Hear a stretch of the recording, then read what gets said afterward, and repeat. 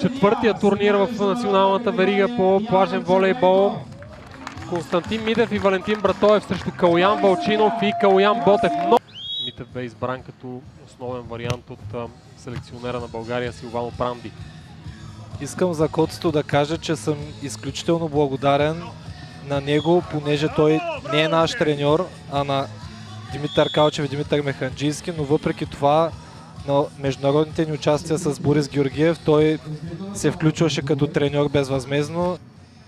Общо взето за момента използват хубавата страна Братоев и Митев и по този начин се възползват и трупат дивиденти. Ето и сега се раздават, опитват се да спечелят допълнителни точки, които ще им повлият за остатъка от гейма.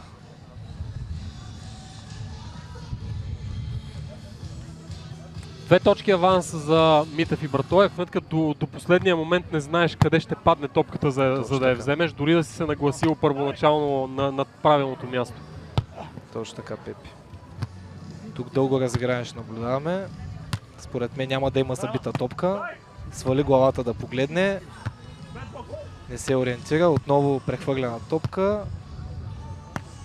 Отново прехвърлена топка и грешка. Предизвикана. Това, което прави впечатление е, че много повече залагат на техниката, на прецизните отигравания Братоев и Митев, не толкова на атракцията и на мощните атаки. Това им носи резултат до момента. Решения с партньора си отнема доста време. Абсолютно. Изисква много време. Тук искам само да отбележим, че този сервис беше изключително атрактивен. Хвана тук страничен спин, който няма касателство с вятъра. Това е просто изключителна техника, изключителна ръка и по този красив начин завърши първия гейм. Една точка до смяна от хубавата страна са. Браво, Вале! Отново технично изпълнение. Почти без грешка играят Митев и Братоев. Това трябва да отбележим. Трябва Имат да им помогнеш. необходимия опит. Да, трябва да покажеш ти достатъчно качество, че да заслужиш победата си. Например, това отиграние беше страхотно. От лошата страна с парабола не повлия вятъра. Хубава техника демонстрира Вълчинов. Топка на линията. За Вълчинов и Ботев е факт.